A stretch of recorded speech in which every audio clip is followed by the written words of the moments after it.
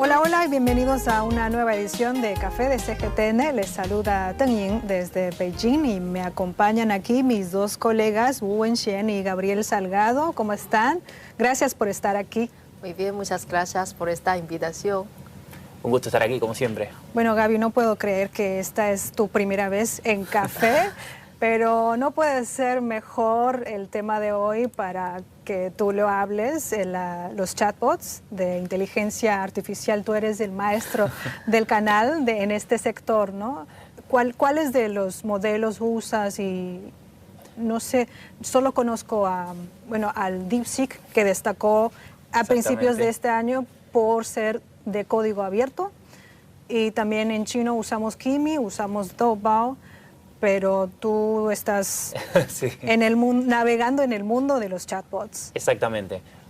Bueno, de hecho el chatbot en sí ha sido una tecnología innovadora que llegó en los últimos tiempos a instalarse como la forma en la que estamos interactuando con los modelos amplios de lenguaje, los LLM, y bueno, realmente... LLM es gran modelo lingüístico. De lenguaje, exactamente. Large Language Model, o modelo grande, largo, amplio, sí, extenso de lenguaje, que justamente tiene que ver con eso, con una forma en la que las empresas han descubierto que nosotros podemos interactuar con la inteligencia artificial. Anteriormente también hubo otras formas de comunicarse con la inteligencia artificial, por ejemplo a través de imágenes, que fue uno de los primeros intentos fue a través del reconocimiento de imágenes, pero bueno, los chatbots han sido la gran novedad en el último año, en los últimos 2 años, gracias a empresas como OpenAI, que fue la precursora, la que sacó ChatGPT.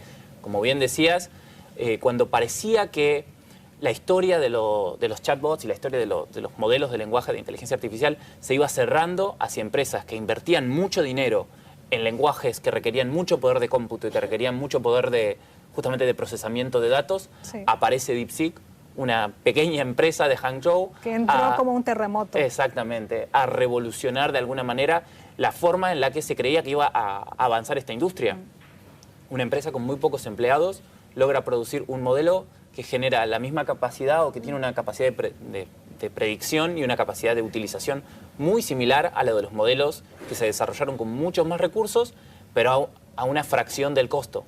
Bueno, sí, pero hoy no vamos a hablar de la IA futurista, vamos a hablar de... ¿Cómo la usamos, no? ¿Cómo la usamos hoy? Y cómo nos ayuda como agente, como decías. Exactamente. Bueno, el objetivo o lo que estamos esperando que lo que esperamos lograr es que haya algunas tareas de nuestra vida cotidiana que nos resultan tediosas o que nos resultan difíciles, que nos cuestan tiempo, que vamos a pedir ayuda por ahora, del modo chatbot.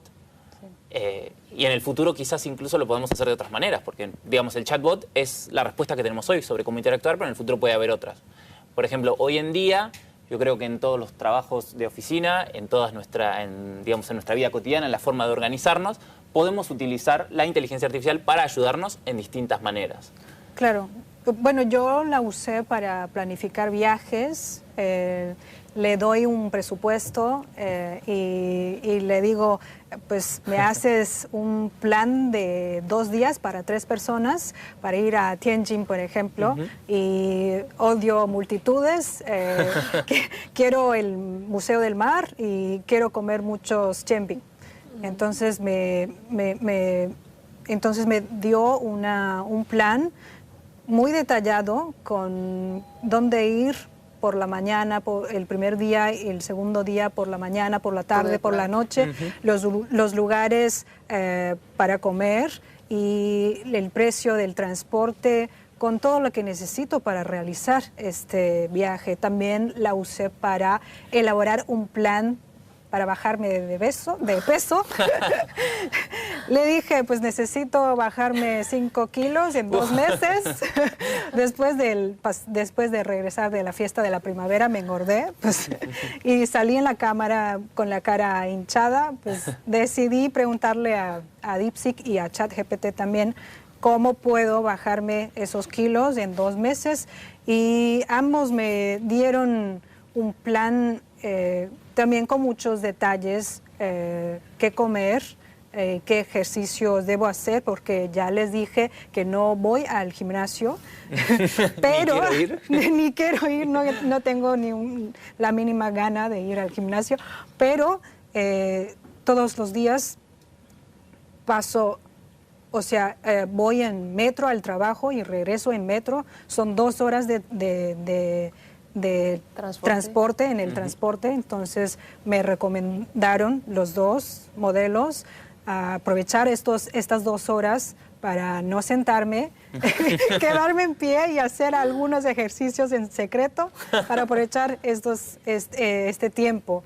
También me dieron tips psicológicas para, como por ejemplo, no pesarme todos los días, sino una vez a la semana para sentirme mejor, de motivación. Como pues, tus entrenadores personales. Sí, y son gratis. Y en el caso de hacer el viaje, sí que yo creo que estos agentes inteligentes pueden servir de mucha ayuda, especialmente cuando estamos de viaje a algún lugar, a algunos sitios turísticos y no conocemos la historia detrás de estos lugares. Como por ejemplo al principio de este año mis amigos viajaron hasta la ciudad de Beijing. Estábamos en el sitio de Qianmen. Me gusta mucho este lugar, pero realmente no conozco muy bien la historia que detrás de este lugar. Así que preguntaba directamente con DeepSeek y con Kimi. Me dieron la respuesta muy rápidamente, de qué se trata este edificio, la arquitectura, la historia que tiene. Y esto también puede ser como utilizado cuando visitamos los museos, ¿no? Sí. Como los guías Claro. gratis. Totalmente. Gratis. Más ahora que se pueden también subir imágenes, Sí. entonces puedes reconocer qué tipo de objeto es y darte la historia. Sí, y esto de subir imágenes los uso casi todos los días con la menor en casa porque diferentes modelos de IA puede detectar el ejercicio en la tarea de los niños y te enseña cómo resolver los problemas y lo hace mejor que los libros adicionales que compramos antes para ayudarle a los niños a aprender. También te van a explicar por qué. Sí. ¿No? Por qué es este resultado. Y también tiene su proceso de pensamiento. Sí, además puede generar muchos más ejercicios de este tipo, parecidos, para que pueda reforzar lo que no entendía. Sí, sí, Claro. porque a veces les pregunto sobre las dudas que tengo sobre la gramática de español. Ya hace mucho tiempo desde que me gradué de la universidad, así que sí que a veces me olvido de las reglas gramáticas. Le pongo mi pregunta y me dio la respuesta muy rápidamente y de repente, wow, es así. Sí. Totalmente. Además, muchas veces nos pasa que tenemos una pregunta, justamente con gramática, nosotros, bueno, escribimos obviamente todo el día, y a veces uno tiene una pregunta muy específica sobre un término o sobre una forma de cómo se escribiría algo en un contexto muy específico, y le podemos pedir una explicación con el ejemplo justo que necesitamos. Sí. Entonces, no solo nos explica la regla, que es lo que necesitamos, sino que también nos ayuda a aplicarlo. Sí. Y con respecto a las tareas y lo que decías, también le podés pedir, ¿y cómo hago? O pedirle consejos para que te enseñe a explicarle mejor. ¿Qué pasos puedo tener justamente para explicarle a mi hija de tantos años estos ejercicios de una manera más progresiva o más ligera y que los pueda entender? Ah, qué bien. Pues yo lo que hago es mostrarle la pantalla. Bueno, Que uno puede intente entender. profundizar. Bueno, lo voy a intentar Exactamente. hoy. Porque yo creo que igualmente, a pesar de que la inteligencia artificial seguramente, y lo hace todo el tiempo, nos facilita todas estas tareas, también nos puede hacer, digamos, enseñar a hacer cosas, justamente a Sí, enseñar una habilidad o a entender a otra persona. Un uso que le doy yo a la inteligencia artificial y que creo que no es muy difundido es, por ejemplo, le explicás a la inteligencia artificial cómo es determinada persona o determinado problema que tenés con una persona y le decís, podemos tener una conversación, le das ciertas características o lo que pasó, una especie de desacuerdo o algo así, e intentás resolverlo con la inteligencia artificial antes de ir a resolverlo con la misma persona. Entonces quizás la inteligencia artificial te ayuda... ¿En serio? Claro, te ayuda a ponerte en el punto de vista de otra persona. Sí. ¿Y funcionó? ¿Te funcionó? Más o menos. Hay algunas situaciones humanas que no son tan fáciles, pero sin dudas que a uno le da pistas como decir, esto es importante para tal persona, sobre todo en este tipo de casos en los cuales por ahí uno tiene un desacuerdo en el cual mis intereses son estos y los intereses de la otra persona son estos otros. Entonces, ¿cómo podemos hacer para llegar como a un punto medio o cómo puedo intentar que esta persona me entienda mejor y así? Y sí, realmente a uno le abre la cabeza como para después enfrentarse a esas situaciones. Sí, las técnicas para Totalmente. la negociación. Y ahora tanto el ChatGPT como DeepSeek ahora tiene su proceso de, ¿eso cómo se llama? La inferencia. El razonamiento. Sí, el razonamiento. De esta parte, podemos ver ese proceso, ¿no? Cómo piensa, y luego cómo busca, qué busca, y luego volver a pensar otra vez y tal cosa. Esto también me sirve mucho porque me ayuda a realizar mi propio razonamiento cuando quiero realizar alguna tarea, tanto en el trabajo o en la vida.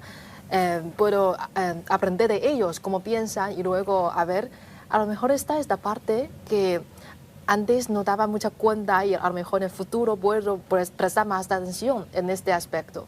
Y en el trabajo también esta función nos ayuda, claro, cuando necesitamos hacer investigaciones. Especialmente en este caso, porque en la mayoría de los casos del trabajo es que cuando estoy planificando los reportajes de diferentes temas, siempre les acudo para buscar algunas pistas, o sea, las historias de algunas personas relevantes relacionadas con este tema o que me ayude a organizar el suceso de la historia de algún suceso, el desarrollo, la evolución de algún acontecimiento, y también a veces les busco para verificar alguna información porque me pueden como poner los fuentes de alguna información que necesito, ¿no? Y así que después de este proceso puedo tener la información que necesito para realizar la planificación. Realmente en el trabajo prefiero hacer la parte del trabajo más creativo. No quiero que reemplazarme en esta parte. No quiero que hagan este trabajo creativo y yo en el resto solamente le doy la pregunta de que puedes hacerme una planificación de este reportaje y luego lo copio a mis jefes. Pero bueno, prefiero como que hagan las tareas de la búsqueda de información, la verificación, los análisis, y luego yo con toda esta información necesito voy a ver, a lo mejor puedo hacer esta cosa y también me van a dar algunos consejos. Claro, como la primera parte del trabajo y nosotros ya somos editoras en vez de redactoras. No sé si es... no sé si se dice lo que así. pasa es que justamente en el trabajo en los medios de comunicación uno tiene toda la parte de planificación y como empezar a pensar en un tema cuando sabemos, por ejemplo, que hay una conferencia o una reunión importante. Sí, porque siempre estamos celebrando el 10º aniversario de algún evento y luego nos toca buscar en qué año y cómo. ¿Y qué pasó el evento anterior? ¿Y qué pasó? Sí, en el 5º aniversario, ¿qué pasó? Entonces, si nos puede ayudar en hacer una crónica. Totalmente, sobre todo para estas... Ahorra mucho de tiempo. Para estas tareas repetitivas es donde más brilla, porque realmente si es el 10º aniversario y quizás en nuestro reportaje queremos, por ejemplo, el 10º aniversario se celebra en China y es un evento internacional y queremos saber si, por ejemplo, si esta es la segunda vez que se celebra en China o la tercera vez que se celebra en China, que es como un cliché, algo que siempre en los reportajes es importante decir, entonces se lo pregunta directamente y no hay que estar buscando edición por edición a ver dónde se celebró y atando los cabos. En estas tareas repetitivas es muy útil, pero además de esto, yo creo que hay muchas otras funciones que se pueden usar en el trabajo. Por ejemplo, justamente en los reportajes, para ayudar a la parte creativa también es importante. Muchas veces, a mí por lo menos me pasa, sobre todo en notas escritas, que me falta como una frase o un poema o una cosa así como para o incluso solamente una palabra. Eso. Sí. Como para darle forma a una idea o para que quede perfecto. Sí. Y ahí también le puedes pedir, por ejemplo, no sé, si estás escribiendo sobre inteligencia artificial. Necesito, por ejemplo, dame 100 citas de personajes importantes sobre desarrollo tecnológico. Entonces las mirás todas y decís, esta cita encaja bien con mi reportaje. Y esto no es quitarle una parte de creatividad, porque es simplemente te ahorró la búsqueda de buscar entre muchas citas. Sí. Y mejor todavía si uno ya tiene... Yo por lo menos tengo un compendio de personajes que generalmente me gusta citar o frases que ya sé que quiero citar o que van por ese lado y pongo a la propia inteligencia artificial a buscar entre mis archivos, entre mi baúl de cosas que voy guardando. Creo que para los que somos, los que planificamos y hacemos reportajes y hacemos documentos escritos y guiones durante muchos años, uno va guardando, le van quedando como archivos de cosas, y hoy en día la inteligencia artificial poco a poco va como desarrollando esa capacidad de convertirse en nuestro agente único y propio. Es decir, no es lo mismo, yo creo que hoy en día, como estamos usando los chatbots y muchas veces los usamos de esta manera en la cual viene más o menos predeterminada por la empresa, quizás lo que escribe DeepSeek para ti sea lo mismo que escribe para ti que para mí. Pero yo creo que en el futuro lo que vamos a empezar a ver es esto, que cada persona va a tener, cada agente de inteligencia artificial va a tener ese toque personal de la persona a medida que uno lo va usando y que va perfeccionando la forma de... Justamente va a ser una artesanía distinta, la forma en la que uno le da los comandos a la inteligencia artificial. Claro. Por el momento creo que dentro de un diálogo, dentro de una conversación puedes seguir y leer y aprender lo que necesito yo. Por ejemplo, tengo un diálogo específicamente para la traducción y ya el modelo conoce bien lo que necesito yo. Me hace primero una traducción literal y luego comparo el texto original con la traducción y le digo en qué parte quiero una mejora de expresión y en la otra parte necesito otro tipo de tono y tal cosa. Ya conoce que para textos informales necesito una expresión latinoamericana y luego para la otra parte un tono más neutro y para las notas es otra cosa. Entonces dentro de un diálogo creo que los chatbots ya son capaces de aprender a diversificar o a diseñar, aprender a nuestras costumbres de usar el lenguaje y ayudarme a elegir los sinónimos, las diferentes palabras. Y también en otro diálogo les tengo preparar los resúmenes de los informes que quiero leer. También, sí. Sí, y son súper rápidos. Yo siempre uso la versión gratuita y lo hacen bien. Bastante bien ya. Bastante bien y pueden detectar las contradicciones dentro de un mismo informe y decirme para que lo tenga en cuenta y verificarlo después en otras funciones, en otras aplicaciones, en otras webs. Seguro. Sí.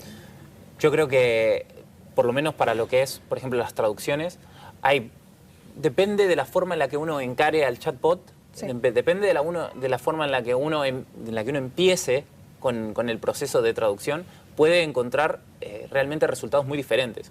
Por ejemplo, como decías, con la cuestión del tono. Si a nosotros nos llegan todo el tiempo textos en distintos idiomas, sea en chino, sea en inglés, en portugués. Cada idioma tiene sus formas de hablar y sus expresiones típicas del habla coloquial. Y cuando uno traduce eso al español, generalmente hay como un choque, que no es una forma natural de decir las cosas. Del chino al español hay frases de transición que no tienen significado. Exactamente. Entonces, para estos casos, muchas veces lo que yo hago es agarro el texto y les pido, dame las ideas principales del texto. Entonces, el chatbot lo que hace es me da 1, 2, 3, estas son las 3 ideas que dice el texto. Ahora, reescríbelo en español como si fueras un hablante nativo de español. Y los resultados son mucho mejores que si uno hiciera una traducción directa para los casos coloquiales. Eso es como tu prompt, ¿no? Sí. Así que, aunque ahora las renovaciones de estos agentes inteligentes son muy rápidas, al mismo tiempo requieren que los usuarios, nosotros, aprendemos a utilizarlos mejor, a aprender cómo hacer mejores las preguntas para que sepan lo que realmente necesitemos. Claro.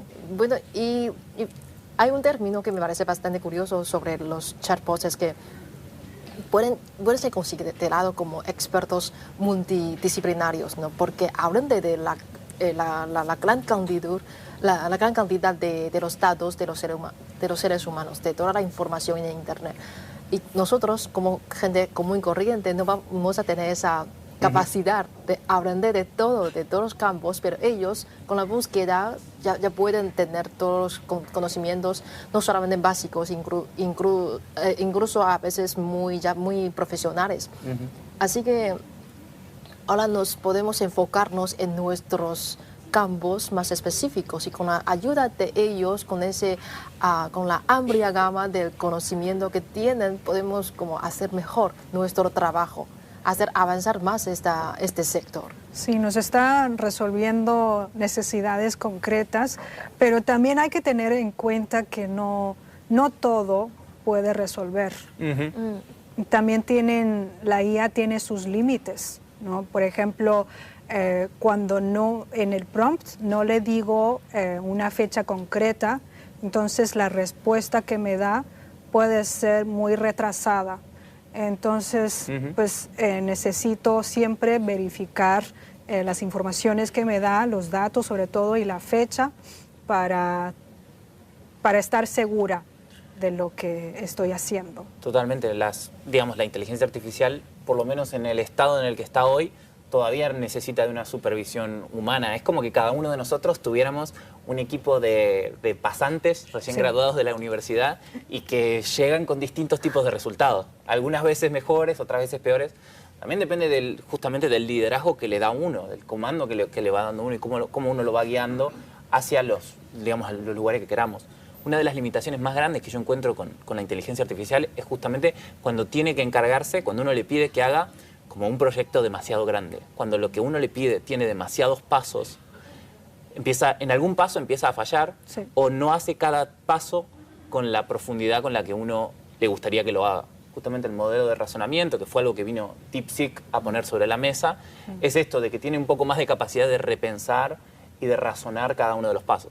Pero yo creo que todavía funcionan mejor, la mayoría de estas inteligencias artificiales todavía funcionan mejor cuando uno solo le da una función muy específica, una orden.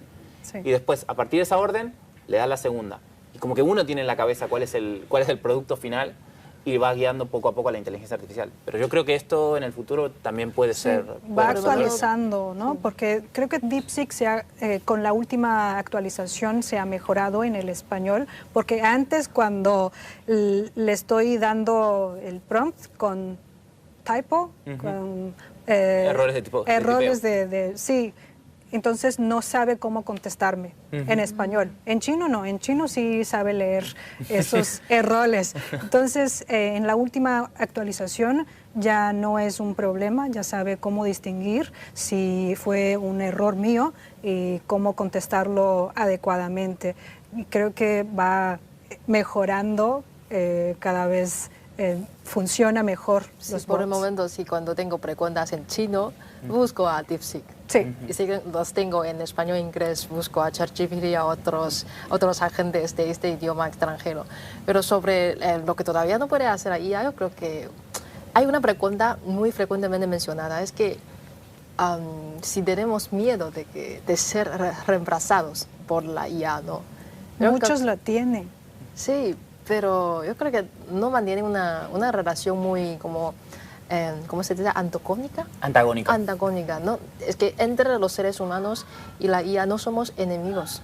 Creo que podemos avanzar juntos, pero sí que hay una cosa que todavía no puede reemplazar, es en el caso de la interacción entre personas, especialmente como en esta conversación misma. Te imaginan, si Viva y yo no supiéramos hablar el español, ¿qué va a hacer? Que a lo mejor vamos a poner como una máquina de traducción, de interpretación simultánea, pero en este caso las emociones, las expresiones van a ser un poco raro, ¿no?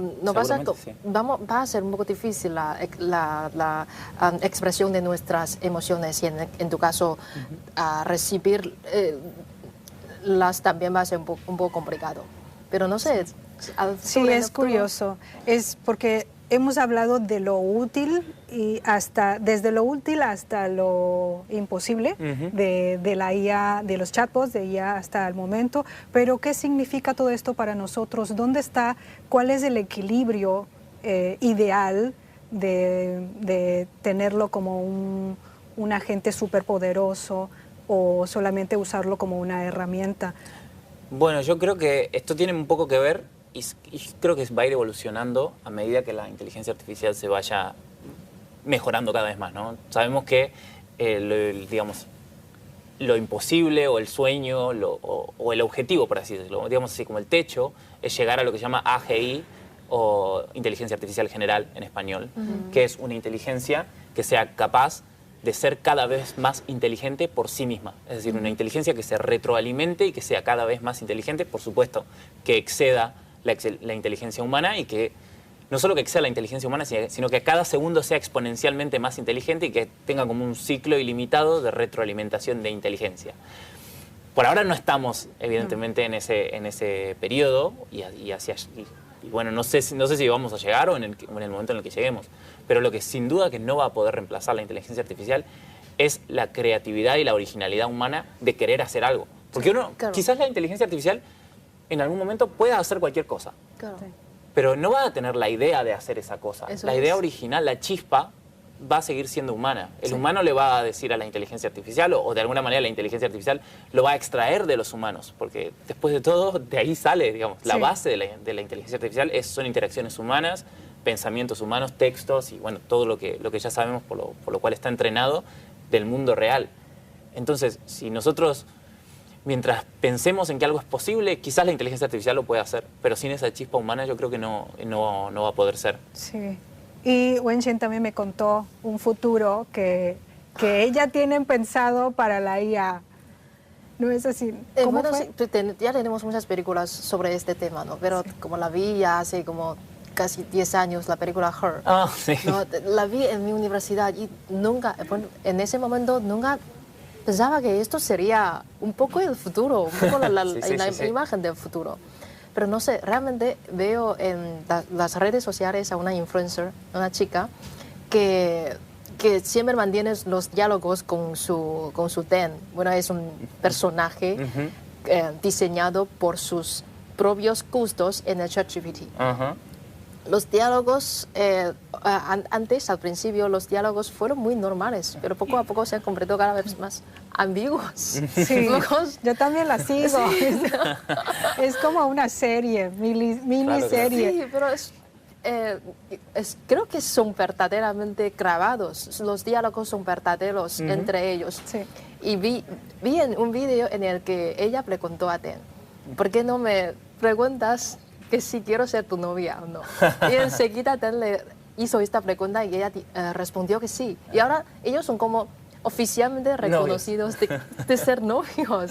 Y sus seguidores también les sigo por esta miniserie. Hay gente que dice que este tipo de amor entre el chatbots y la gente no es verdadero, pues porque los robots no tienen esa chispa de tener la idea de querer hacer esto. Así que están imitando a la gente, imitando el amor, la expresión de alegría, imitar a estar enojados. Pero la alegría que se siente, que te muestra la chica en estos diálogos es tan real. Así que no sé que a lo mejor en el futuro, ahora la inteligencia artificial no tiene su propia conciencia, pero sí en el futuro esto todavía no lo vamos a hacer. No se sabe. Totalmente. Y todavía no tenemos suficientes reglamentos para, no sé, poner la línea. Bueno, justamente es algo que va evolucionando con el tiempo. Sí. Nosotros lo llamamos, o se lo llama generalmente, la diferencia entre lo que es el umbral tecnológico y el umbral social. El umbral tecnológico es lo que la tecnología es capaz de hacer, como decía Wenxin, por ejemplo. La inteligencia artificial ya es capaz de expresar sentimientos. Sí. Aunque no lo saben. Aunque no lo sientan y no sepan que es porque no tienen conciencia, o eso es lo que nosotros creemos, digamos. Porque el significado de conciencia también puede evolucionar en el futuro y justamente lo que es el umbral social tiene que ver con lo que la sociedad acepta que la tecnología haga. Por ejemplo, y creo que este es un ejemplo muy claro, nosotros aceptamos, digamos, desde que existen, por ejemplo, los automóviles, que haya accidentes de tránsito producto de la negligencia de los conductores, de que alguien comete un error al volante y hay un accidente de tránsito que puede ser fatal o no, pero bueno, los accidentes de tránsito existen y son un hecho de la vida real. Y hoy en día sabemos que los automóviles autónomos son más eficientes que los conductores reales. Sin embargo,